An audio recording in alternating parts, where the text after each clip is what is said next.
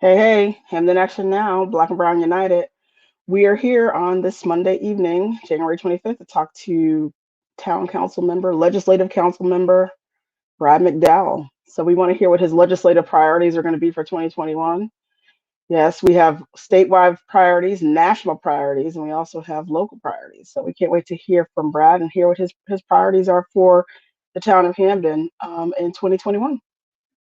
Be right back.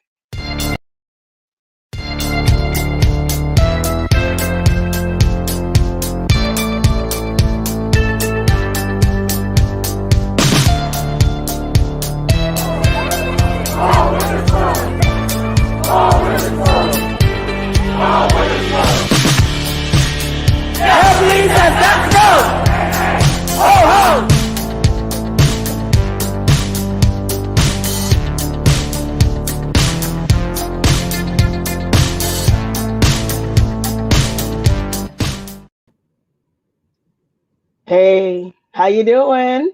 I'm doing well. How are you? Happy New Year. Happy New Year. Happy Inauguration Day. Yeah. Happy New President Day. Happy, hopefully, Vaccination Day. You know, I tell you, I was telling everybody, I can't wait till I get my vaccination. I'm going to be dancing. I'm going to videotape it. It's just going to be a whole ceremony because I can't wait. I mean, the sooner the better. Yeah, I'm pretty excited about it too. At this point, it's a matter of the freedom of being able to be back in community in a way that we're not able to do right now. So I'm pretty antsy for it. So I wanted to talk with you tonight because I know you had mentioned, you sent me a text messages, some messages that you wanted to have a community conversation around your legislative priorities for 2021 for the Hamden Legislative Council. I know it's always going to be the budget. I know we have 2 point whatever or a little bit close to $2 billion worth of unfunded liabilities here in the town of Hamden. We never seem to come in within budget. I mean, if we could actually just operate within the budget that gets approved, that would be helpful, but we never seem to do that. Yeah. So it seems that we find creative ways to keep the doors open without being in budget. Yeah. And so there's a lot of layers there, right? When we're talking about finances. And for those that might not know, budget season is coming up in March. The mayor will propose his budget in February, and the council will have from about mid-March to mid-May to tinker with that. That schedule was a little different last year. We were delayed because of COVID, kind of hit at that same time. But this year, hopefully, we'll be set up and ready to go at that time. And that's budget season, and we'll be on meetings 3-4 times a week discussing and deliberating the budget and figuring out what that is. But it's not a secret why we fail to hit our marks every year, right? And a big part of it is underfunded, like you said, liabilities, right? We are not funding our liabilities. Last audit, we had $1.1 billion in liabilities unfunded, and of course, that's only grown since. And that's largely because of two things, right? And that's underfunded expenses and overinflated revenues. And so those are two massive intentional things that are done at the hand of leadership in the administration, and those are messy financial practices that have to end, because they're the reason we have $1.1 billion in unfunded liabilities and growing. We have to confront those issues. Well, it always fascinates me, and I always say this is about the city of New Haven as well, is how we always plan to get revenue from these universities like Quinnipiac and Yale, and then we always end up just receiving a fraction. I remember when I brought this, I started, looking at the audits, the town of Hamden's audit back in 2017, and I was like, holy crap. I said, is anybody looking at this? We are so, like in trouble, and that one particular year, I can't remember, but there was bonded funds that was used, I think, to pay operations. I believe they actually advertised the bonds, got the bonds, and then canceled the project, then used it for some operations. So I just thought that was, that's kind of, using kind of like living off of a credit card. Yeah. And we're doing a lot of that, and it's not appropriate. Right. And so, it's a lot of those practices that we have to demand an end to. It's something that, myself and a few others have been talking about nonstop since we got on the council. They are the major drivers of our debt, the major drivers of our massive mill rate, the major drivers of our unfunded liabilities. And when we go out and we knock on doors or we make phone calls and we talk to people, right, and they say, well, my taxes are too high, right? I can't continue to put away more each month for my taxes than my mortgage, right? That's just not sustainable. When people talk about the pensions and the pension issue that we had, right, it all roots back to these messy financial practices, this shell game they play with our debt. And until we can't even begin to talk about meaningful, moves to get ourselves out of debt, until we stop putting ourselves in more debt. And that's the major thing that I think people really have to come with at budget season. Yeah, I mean, I want to, I know there's some lady here commenting saying Latasha McLean's want to know if the kids and the teachers are going to be vaccinated this year. I certainly hope so. I hope so. Especially the teachers, because the teachers are on the front line. I mean, they have so much interaction with people all day long, the teachers and like the principals, and, like the office staff. You go into the office, you have the woman who sits in the front or the man. And, I hope that all the frontline staffers at the schools, in all the public schools, are next in line to get vaccinations after they seem to be doing it based on age bracket, but I'm not too sure. I think it's the CDC and the governor who's prioritizing who gets it. But I certainly hope they put teachers on the front line. If you want it. If you don't want it, then you can't make anybody get a vaccine. But those who want it, definitely. Our school staff, Board of Ed staff have no doubt been asked to face an inordinate amount of the risk here. When we think about, all of the folks who've been on the front lines of this since last February, right? It's a long list, but no, there's not a lot of people other than obviously the healthcare field that have been asked to put themselves in as much risk as teachers and other school staff, paras, nurses, clerks, administrators, right? Those are the folks that, custodial staff, especially, right? The folks who are, oh my God, yes, the cleanliness of our schools, right? They've been asked to face not only an inordinate amount of the risk, but they've been completely, barred from really any training any planning, right? And training is one thing, but planning is a major part of it. They're asked on a dime to either plan to go remote or plan to go back into school. There's been no consistency or planning there whatsoever. And so that's a major issue that we need to talk about, especially for, students and their families as well. Yeah. I mean, we have been trying to get the New Haven school system really to open responsibly, as well as all the other ones. I mean, we really never had a testing strategy. Mm-hmm. So we didn't really everybody said, oh, the private schools are open, but the private schools are, they have the resources and the money to pay for a testing strategy. Mm-hmm. So they will use, I believe Yale has a same day test, like an instant test. I think you're right. So with the Yale test, I mean, you could have everybody roll through a tent. They get off the bus, they roll through the tent. Those that are positive stay out and wait for it to be picked up. And those that are negative go into the building. That way you can at least know where the virus is. So, none of the school systems, I mean, everybody was just like, we've been cleaning. I'm like, but I don't know what that means.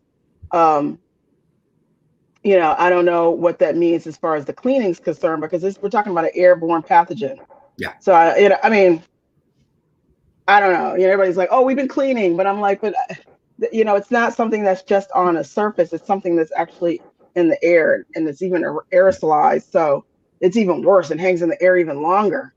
And then you got these variants. I know I'm all over the place tonight, but I mean, there's so many that, affects all of us. I mean, all these, we got this variant from, Brazil and South Africa and UK, which it's mutating from what I watch on the scientists and what they're saying. The mutating is happening because of the spread.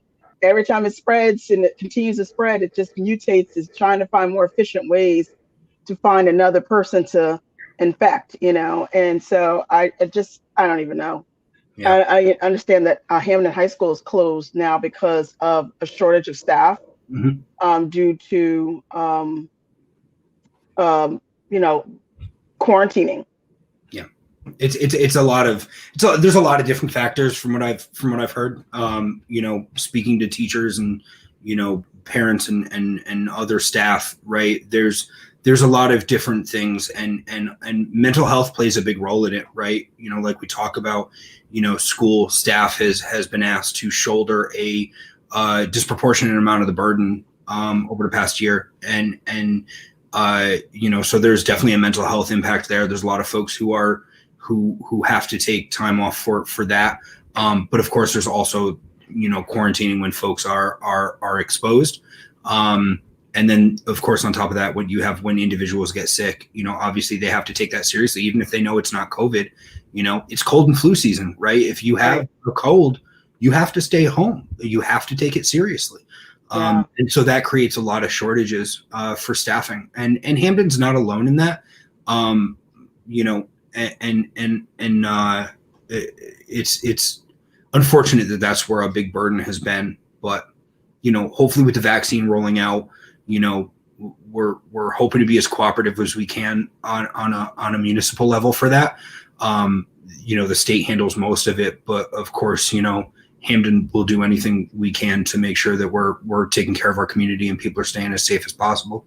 Yes. I also, I spoke briefly to Chief Sullivan a little while ago, and I was asking him about, we're just talking about various things about, the crime, and I know the crime is up, and what were their plans, and and I was asking him, I was like, one of the other things that I know it's going to be a proposal, I think, coming down from the state, is to have a mobile mental health crisis unit, which we would love to have all over the state. So instead of the police being dispatched for mental health crisis or substance abuse crisis, or it would be this mobile crisis van would show up. And of course, that's going to cost a ton of money. But that's where we talk. I don't know if I don't like to use that word, the D word that everybody uses, but I would love for towns to be able to contribute in the expense of being able to have mobile crisis units to respond to mental health issues, domestic violence issues, substance abuse. And then if need be, they will call the police if need be, but then rather than to criminalize, these social and domestic issues that happen. What do you think about that?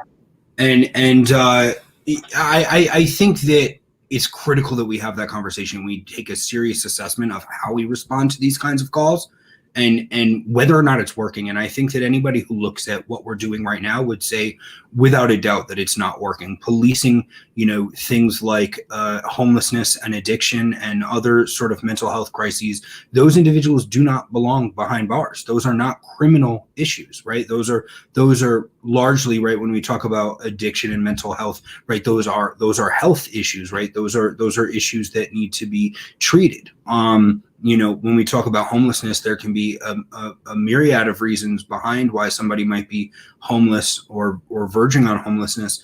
But certainly it is not a criminal issue, right? And so even when you talk to officers and employees of the police department, right, that's not why they became cops. They didn't become cops to kick somebody off of a bench. And they admit that it's something that they're not well trained for and that they're not equipped to handle, right? So not only is it something that we are spending a crazy amount of money on, right, policing, but it's not something that we acknowledge that it's not the appropriate response, yet we still do it and we still pay for it, when that money could make so much more use being utilized to treat these individuals and make sure that we're helping our community in a meaningful way. That's restorative. It's like we use our society uses the police as a catch-all for everything, and I agree, and I agree with him 100% when he said that. I was like, you guys are not trained to respond to someone who's in mental health crisis, right? And I like that word catch-all, right? We really have been conditioned to, my neighbor's shooting off fireworks at 10 p.m. I'm going to call the cops, right? And that we've been conditioned to every single little inconvenience. That can be solved by the cops, right? The police are this, like you said, catch-all. And that's not ever what they were intended for. And it's not, and we're paying for this response that is just, it's the inappropriate way to deal with these issues. So we really have to rethink about how we are spending money when confronting these issues, and whether or not we're handling them appropriately. And right now we're not.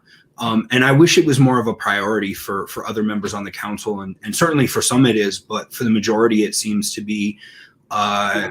It's difficult to have a conversation about right, because then you get, well, you're trying to defund the police, you're against public safety, and that is very duplicitous. And I look forward to having a meaningful conversation and forcing a meaningful conversation during budget season this year about whether or not these are things that we want to spend overtime on. Because remember that those have implications on our pensions too, right? So, there's a lot of money being spent here, and it's not fixing the issues. So we have to have this conversation, even if it's something that's not, politically advantageous for us. We have to have a conversation about what is appropriate for the police to respond to, and what are police just not well equipped to handle. Right. And it's no shade. Everybody looks at it like we're trying to throw shade on the police. Well, we don't need the police. They're just, we cannot stop expecting the police to be a catch-all. It just cannot, and they know it too. Like I said, the last time I had a talk with Chief Sullivan, I was like, listen, you guys are not, you're not the people to call. And 911 has to, we have to reimagine what even 911 and 211 looks like. Yeah. Because they're, you can't automatically just dispatch the cops. It's not a criminal situation. Right. It's more of, let me triage this from the 911 call to decide whether or not I need the mobile mental health crisis unit or the police. Yeah. Before, you don't even have to call them. I mean, they shouldn't even be called unless it's absolutely necessary. Right. So I just think it's a good idea. Yeah, and there's a couple things there, right? Like you said, there's no shade at anybody. This is not a commentary on whether or not the police are doing their job. That is an important conversation. Not at all. That is an important conversation, and it's an important conversation that we need to have, right? It is a national conversation that we need to have about whether or not policing as an institution is working and what we need to do to fix it, right? That is an important but separate conversation. And the money follows. Certainly the money follows, right? But, what should police be handling? And then a separate conversation about, okay, now that we know what police should be or should not be dealing with, right, what are the policies and procedures and practices behind that, right? How do we, do we want the police department to have $33,500 drones, right? Do we want them to be able to use facial recognition that disproportionately misidentifies Black and Asian, particular women, right?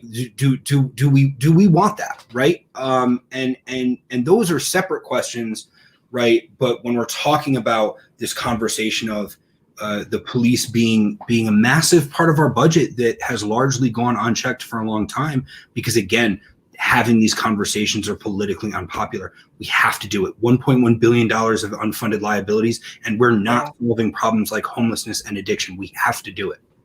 Right. And domestic violence. We got to do it. Absolutely. Yeah. Absolutely. I mean, there's so many issues that the police respond to that honestly, they're not designed to handle. Yeah. Because, if you're, sometimes you are. I mean, if it's a domestic violence situation and folks' lives are in danger and they're threatened, then absolutely we need to have a policeman there because, you're breaking the law.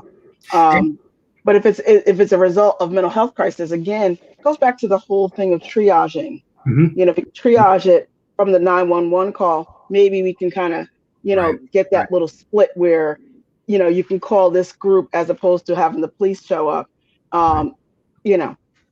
And domestic violence is that's a particularly important, scenario that you bring up because, police can respond to that, but police cannot solve that deeper problem, right? Police cannot solve the epidemic of domestic violence. And when we talk about gun violence, it's very similar, right? When we talk about gun violence, it's in very simple black and white terms, but these are not things that, police are a response. They are reactionary, right? And that's not, again, any shade to that. That is what it is. It is a reaction. Something happens, we call police, right? But that's not a proactive solution that's going to solve that underlying crisis that we're facing, right? Whether Yeah. gun violence, domestic violence, opioid epidemic, right? There are deeper problems that we need to solve and we need to address head on. And a lot of them are mental health, but there's a lot of other pieces to that too. Economic opportunity, right? Other things as well that, police just aren't the answer to. And funneling more overtime into police, which is later, we're paying for that for decades, right? People retire at 50, 60. We're paying for people to live to 90, 95, and over 100 now. We can't continue footing that bill for decades when it's not solving the problems. Yeah. Yeah. I mean, we need, and like, it's just, and even when you are dealing with like I just see another lady here putting a comment about domestic violence, that, that it is like something you can't even imagine. Like you can't imagine it. Like it's unimaginable, the horror and the terror of it. And then, even to me, from my own personal experience, this person is now free to go. Like even after the police get involved, they're like back out, to, it's just such a process to get protection. It just is really bad. Enabling individuals to be able to remove themselves from, violent or otherwise harmful life at home is a uniquely tricky situation, and something that we need to invest a lot of time and resources and thought into, because we're not doing that right now. There are certainly services and organizations out there who help folks, but police are not the long-term answer to that, right? Because more often than not, what you end up seeing is that reconciliation where that individual ends up back in the home, right? And those issues snowball and they continue. And until there's something that somebody can be charged with, right, those issues perpetuate. And so we have to put a lot more time and thought into it.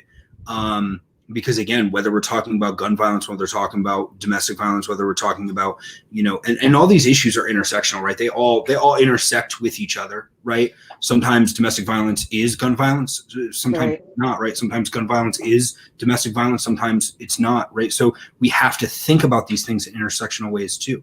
We can't think of them as two separate issues. We have to think of them as the same issue, but also so many other issues that are wrapped up into this larger conversation about what our community really needs. Right. I totally agree. So, I mean, you all got your hands filled this budget cycle because you got to find, if we could just get a budget just to say we can just stay in the black, can we just do that? But I don't, I haven't really been following it very closely. But I mean, it's just, with the pension liability and the OPEB liability and all these other things that, it seems like we just don't. And then you just had this whole reval where some people were drastically affected by it. And then you had some folks that weren't affected at all, and very weird. So the reval is a lose-lose situation, right? And I'll dive into it a few different ways. The reval was something that we fought for a long time, and it took longer than it was supposed to. We were supposed to start it early. It's, again, one of these intersectional things that touches a lot of problems, right? One of the first issues that we noticed right off the bat with the reval, and this is prior to being elected for myself, but when I came in, one of the initial difficult problems was neighborhood 40 in particular. There were other places as well, but neighborhood 40 was particularly hit in a difficult way. Some of them saw a 40% increase in their valuation in 1 year because we used a very, very controversial method of valuating property. And so right off the bat, that was problematic. We identified that, yet it still took a very long time to get another reval that was a little bit more accurate and more appropriate. And it is true that some home values did go up. Right. We've seen a boom in the Connecticut housing market over the last year, largely due to COVID and folks who have the means to trying to move out of the city into the suburbs like Hamden. And for those individuals, Hamden is a very desirable location. So we've had a massive boom in the housing crisis that resulted in a rise in some property values. Some other property values came down because, again, we had places like neighborhood 40, where they were disproportionately increased at the last revow. So this is more of a rebalancing. It certainly poses a lot of issues, right? Because just because somebody's, home value went up, we've heard the complaints for years about my home value is dropping. My home, Hamden's in a death spiral. My home value is dropping, right? And that's never been the case. And we've always talked about that not being the case. And here we are with, some home values rising. But there's still some inconsistencies there. There's still more work that needs to be done. I'm not confident in the method that the administration used. I'm not confident in the staffing that the administration did.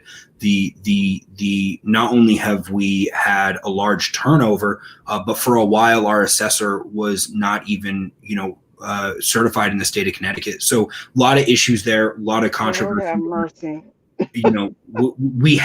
There's a lot of layers to that issue, and I probably talked about it for longer than you wanted to, but there's a lot of layers there, and it's going to take a long time to fix. And one of the critical pieces is that we need proper staffing in the administration, right? Because having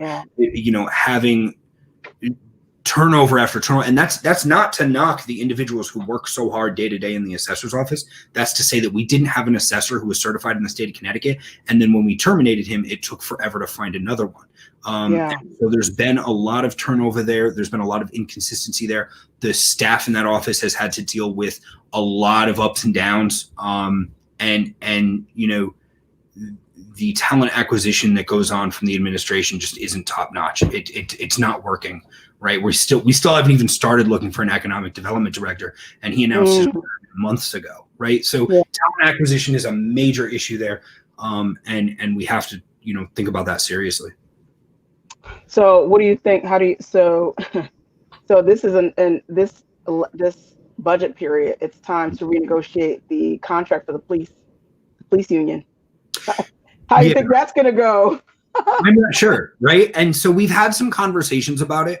I don't feel great about it. To the credit of the fire department, they came to the table right off the bat. They came to the table, I think it was almost 2 years ago at this point, maybe longer, because obviously there's a gap there between when they come to the table and when we actually see a product from that. But the union and our legal team negotiated back and forth. We got some really great givebacks, and givebacks are certainly not something that we should have to ask for. If we're going to negotiate a contract, we should be negotiating that contract in good faith. It should be a contract that we should be able to abide by. But coming into the council with a contract that was already in place and something that we could not afford, certainly it was necessary to avoid some serious staffing issues. And so that was great that they came to the table, and here we are. Police didn't come to the table for quite some time. And there were other departments who were saying, well, why are we going to come to the table a second time when police hasn't come to the table for concessions? So it's an interesting situation to be in. I'm not sure. Our legal team, I don't think I'm allowed to talk about it just because it's ongoing negotiation, but we did have a conversation on the council, and there were some council members, myself included, who were very clear about what the priorities were and what we needed to have in a contract to vote yes for it. So we were very clear about that. It was in an executive session. I can't discuss the inner workings of that executive session because it's privileged, and there's a whole legal team behind that.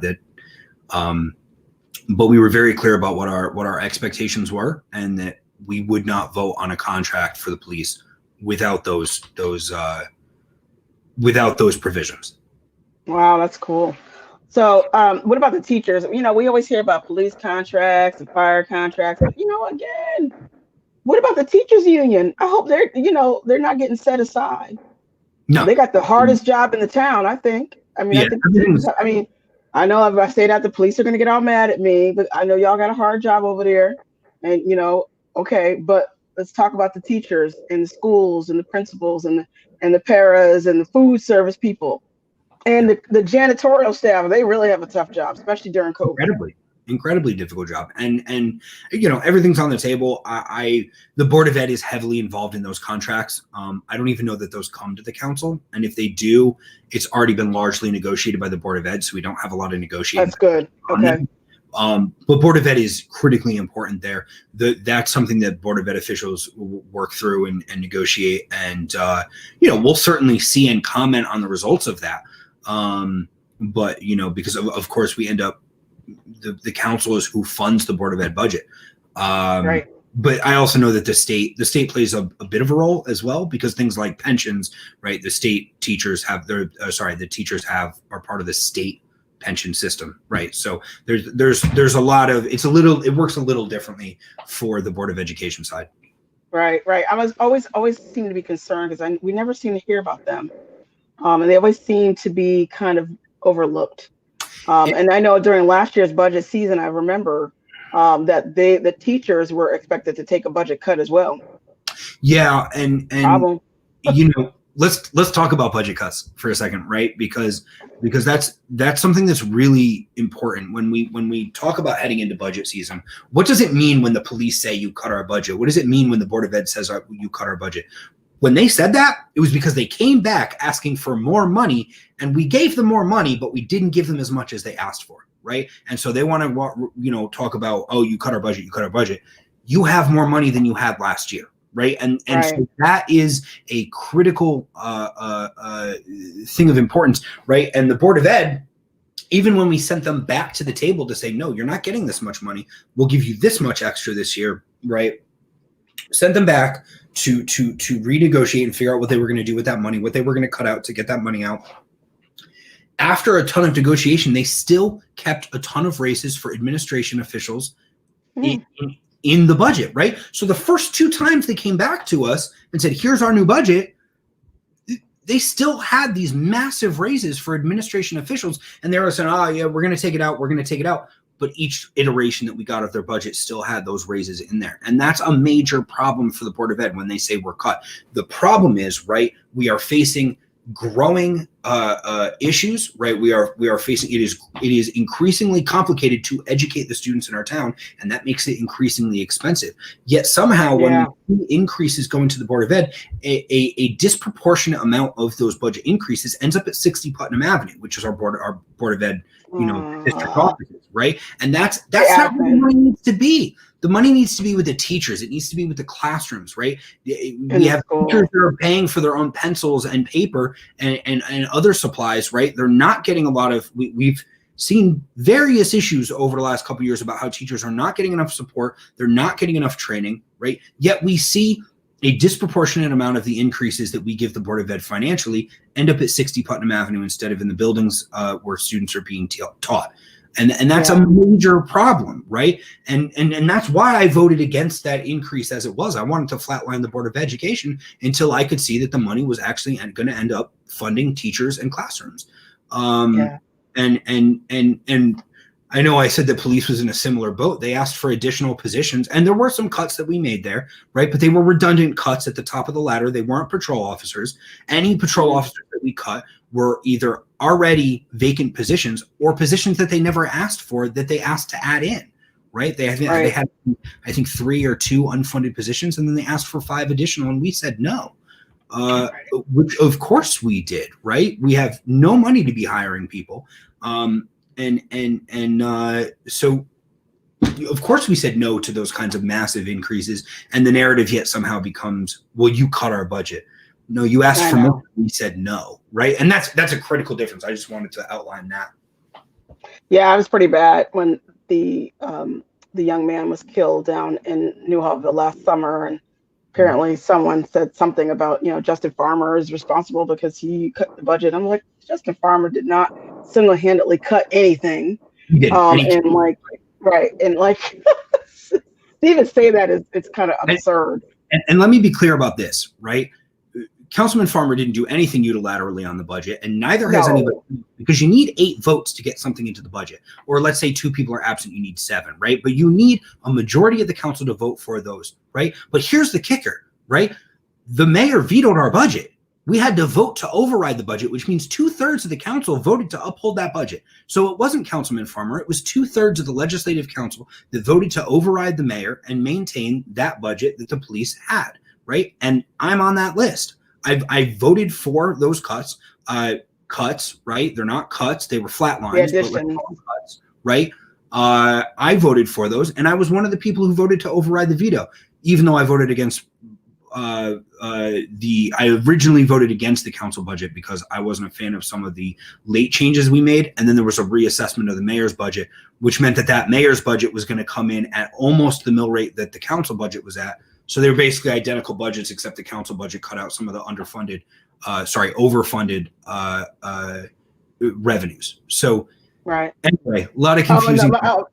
My favorite is the overfunded revenues. I mean, those are the promises to pay. That's like a promise to pay, and then it never happens. I mean, really, honestly, the town of Hamden, city of New Haven, the residents are really subsidizing the tuitions of the students. Yes. Right. Like you're subsidizing them, because if these universities like Quinnipiac, no shade to them either, but this is the property, the land that you use in the town of Hamden. If you paid the full tax rate, that tuition will be a lot higher at Quinnipiac. So the residents, us, we are in effect subsidizing folks who attend Quinnipiac University. Yes, and that's not something that's unique to Hamden. It is a problem in New Haven with Yale. It is a problem in Middletown with Wesleyan, right? It is a problem, and actually, I do believe that Wesleyan have a uniquely positive relationship, which is something we should aspire to with Quinnipiac. But the funding there is critical, right? Especially when they own such a disproportionate amount of the green space that exists right now on Route 10 that is undeveloped and remains undeveloped. We don't see the tax dollars for that because it remains undeveloped or underdeveloped. So yes, the Hamden taxpayers are in effect, subsidizing that, and it's a larger problem because the town council somehow thinks that putting a number in that line item is going to somehow persuade the administration. Oh, Hamden's going to be $500,000 short on their budget if we don't give them a check this year, right? They don't. That's not. They're not looking at that when they do their budget, right? That's not a way to pressure the university into right. You're not going to be able to guilt them into it, and that's not the appropriate way to maintain the relationship anyway. You need to be having conversations and talks, and so it's counterproductive because not only do we know we're not getting that money, but then a majority of council members are like, well, we have to put something in there, although no, we don't expect it. And that ends up not coming in, and then bam, you have another massive completely unfunded revenue, not just underfunded or overstated, but just completely unfunded revenue. Yeah, I mean, that was another thing I always had a problem with, is the fact that these universities, and they're prestigious. Quinnipiac is very prestigious. I mean, Yale, they're all, but they literally take up so much green space. Yeah. And I'm not too sure what they even, if they even offer. I'm not, do you know the answer to this, whether or not Quinnipiac does or offers anything to the Hamden students in the school system, or doing partnerships? Not really. And that's something that we've talked about, and I'd love to see that happen. And we certainly can build that partnership. Right now, I would say that there's definitely a lot of back and forth between whether it's sports teams or academic departments, right? There's a lot of unofficial cooperation there, right? There's a lot of students who choose to do community service in the community. In fact, they even have this big event every spring where they make it a point to do community service in the community. But there's no official partnership between Hamden and the university there, and that's a big. It's a real opportunity lost. It is. Yeah. Because my argument is that okay, so in lieu of not paying, your full fair share of property taxes to town of Hamden, offer, we should negotiate to offer them to offer, services, or the really great 10th or 11th grade students can take some classes over there for free. I mean, why should a student, high school student here in Hamden, who's doing well, or even those that aren't, they should be offered some, either a cut in tuition. If you're a Hamden resident and you go to Hamden High School, you should be offered a break in tuition to go to Quinnipiac. That way it'd be a pass through of this benefit of not having to pay the full property taxes. There has to be some conversation about a meaningful partnership. And we did just hear a presentation from the university and some of their officials on their master plan and where they see themselves going over the next few years in terms of development and all that. And those are important. It's important that those conversations are happening, but there's no real talk about partnership in the community. There's not really many opportunities for residents to, enjoy and explore the opportunities offered on campus, nor is there a lot of opportunity for students to come out and enjoy what the community has to offer. And so we need to talk seriously about those partnerships and get those off the ground, because there's no reason that those can exist, especially for scholarship opportunities. Exactly. I mean, at least do that, Quinnipiac. I mean, whoever's listening out there from Quinnipiac, y'all need to start offering scholarships to the Hamden public school students so they can go to that stellar university and not have to go home with a student loan bill. Because you guys are getting a break on property taxes to be residing in our town. And the give back would be, let's start giving away some nice scholarships so these kids can get some nice education without having to get a nice, juicy student loan bill.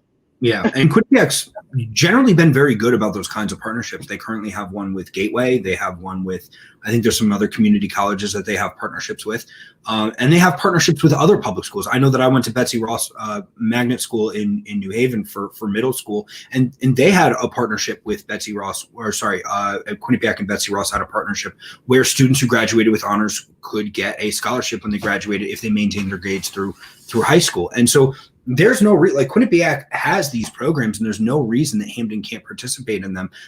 We just need leadership that is going to be able to build a better relationship and have those conversations and build those partnerships. Yeah, I hope that our leadership coming up, the next leadership can do that. I mean, okay, fine, you guys don't pay property taxes, but you've got to find a way to give back to the students here in Hamden somehow. It's a must, and I totally agree with that. Any way to increase, and also I'd love to see other public-private partnerships with the Hamden public school system, with like Electric Boat and various others that can come and offer either summer programs and STEM programs and things that are free. We don't want to charge. Listen, folks in Hamden are paying enough already, but we need to find ways to offer free summertime programs for kids to do learning and exercise, and if we can't afford to pay for it as a town, then we need to find some ways to have partnerships with other groups around the state to have them come down and offer partnerships. And since we have this stellar university right in our backyard, they should be the ones that go first. Yeah, no, definitely. And they're not the only game in town, right? We should definitely be having these conversations with Albertus, Southern. Yale has property in Hamden. We should be having this conversation with Pierre School of Art, right? Porter and Chester Technical Institute on Putnam, right? These are things that we should be having and engaging in these conversations about public-private partnerships with all of these entities and more. I'm sure I forgot, another few schools and others as well, and that's not a slight to them. It's just that there's so many, right? And yet we have made no effort. Leadership has made no effort in this town to make and build those meaningful partnerships. And when newer folks like myself or Councilman Farmer come in and say, "Great, what can we do to build these partnerships?" It's just not something that the administration has ever been able to get behind, and I'm not sure why. Because it could be really meaningful for the community, and it's something that we all need to make sure, right, in a few months when we're looking at municipal campaigns, and everyone's talking about economic development and taxes and finances, and those are all critically important because we can do nothing without having our finances in order, but we need to be pushing on these other issues as well. If we're talking about providing for the community in a meaningful way, these public-private partnerships are so meaningful. We need to be pushing and asking, not only are you in favor, but what is your plan to make it happen? Because without that, it's just words that we've heard from the administration, right? We're talking, but we're never going to see that partnership. Yeah, and we need it. College tuitions are off the charts. Our living expenses are off the charts now. Yeah. We're in the era of COVID. Folks are losing their jobs and homes and things. So, to educate our community and maybe, even encourage people to want to move to our community because they'll be able to be a part of this program coming out of high school. I think it's a great idea. So I Yeah. hope it's something that the next administration would be willing to look into. I hope so. So yeah, I mean that's just so let's talk some more. I mean if you want to come back, maybe February, March, let's talk as the budget period starts. Yeah. I really want to talk more about kind of engage Hamden residents in the whole budget process.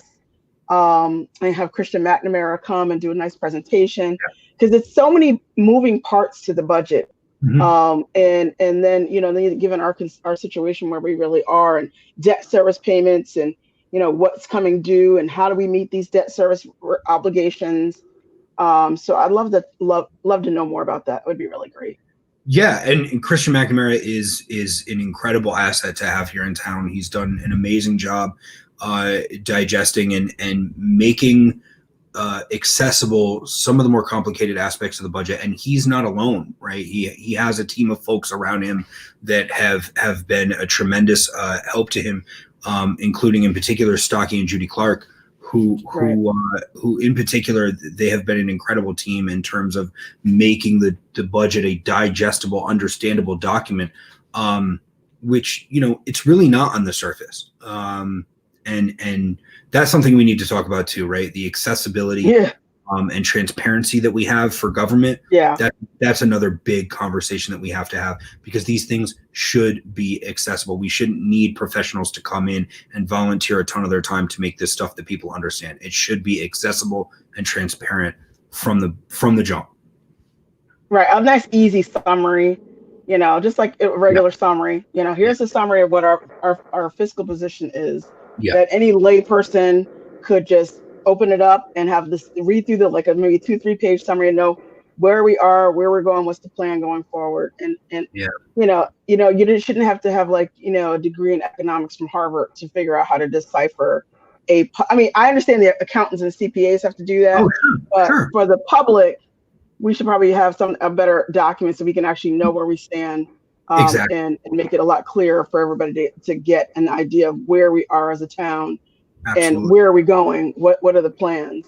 So yeah, well, I'm glad to hear about your legislative priorities. Of course, Hamden Action Now is subscribing this year to having a continuation of the access to the ballot and the polls that we had during November of last year, with early voting, no excuse absentee voting, also renewing the parolees' rights to vote right after they're released, and also automatic voter registration. So these are some of the things, and those are just a few.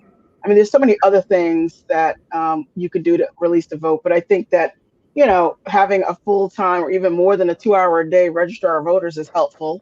That's the start. And and upgrading some of the technology in our system. But we're hoping that you guys on the town council would be able to get on board with some of those legislative priorities, just to at least make our town and our state less suppressive. We have to be doing more. The community should not have to come to us to exercise their voting rights. We should be going to them and encouraging them to exercise their voting rights. There should be, of course, you have to pick up your pen and you have to mark off the bubbles, right? And that in and of itself is a barrier, right? Especially for folks who might have disabilities. But we should be working as best we can to eliminate all the barriers that we have in the way of access to the ballot, and offering accommodations for any barriers that still exist. So I appreciate the work that Hamden Action Now has already started to do. I know that you all work with Common Cause Connecticut a lot on some of those issues, and I appreciate you amplifying those demands. I'm happy to work on those any way I can. Awesome. So any final thoughts? Because it's 7:27. I don't want to keep you any longer. Yeah, no, we talked a lot about finances. I certainly there's other legislative priorities. especially when it comes to energy. Community choice aggregation is a big one. Environment, we have to be talking about protecting our waterways and our public spaces. Economic development, we have to be talking about meaningfully, not just developing our economics, but our economy, but it also goes in part with our infrastructure, right? We have to develop our infrastructure in a meaningful way. So, and then of course, right, there is larger conversations about how we need to handle things like crime and policing in our communities. And I could go on with a dozen other issues. Certainly there's a lot of legislative priorities this coming year that we'll be focusing on. And I'm excited that hopefully we'll get to come back and talk a little bit more about those as they develop. Yes, absolutely. Especially as we get closer to this budget, we got to definitely keep talking about that because it just seems like it's a mess every year. Yeah, it's going to be the major. I want to keep, as they have the meetings and as we get through the budget period, I want to make sure everybody's kind of like, in the loop. Okay, so this is stage one, this is stage two, because a lot of times there's so many meetings, and by the time we find out about it, it's like, oh, it's already done, Yeah, and that's something I'm going to work on a little bit this spring is making it a little bit more accessible. I'll be posting, especially because this year it's probably still going to be digital for the duration of budget season. I'll be posting links and schedules pretty frequently as they're updated. Okay.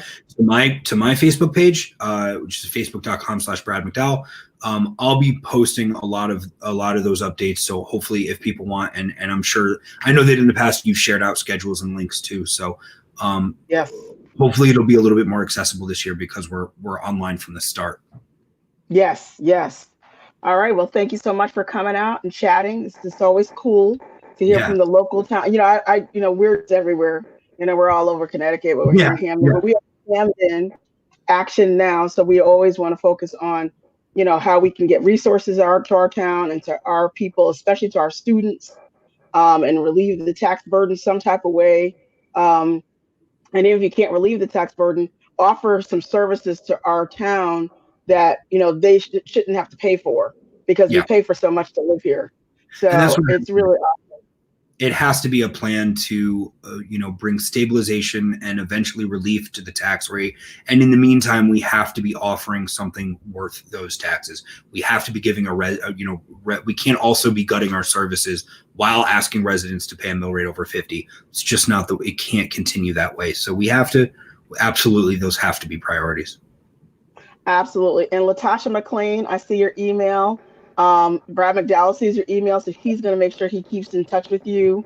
Okay. And we will just make sure we keep all these links here. If there's any kind of links and things, we will try to keep it on our page. Hamden Action now is working on a website so we can have dates. Nice. And even if we could have a watered down summary, since maybe the town doesn't want to give us a watered down summary of what the budget and what the audit looks like, then if we can have here's a link to the watered down version, and we'll have maybe Christian and Stocky and those to help us put that together so we can have a page for folks to go to where you have layman's information.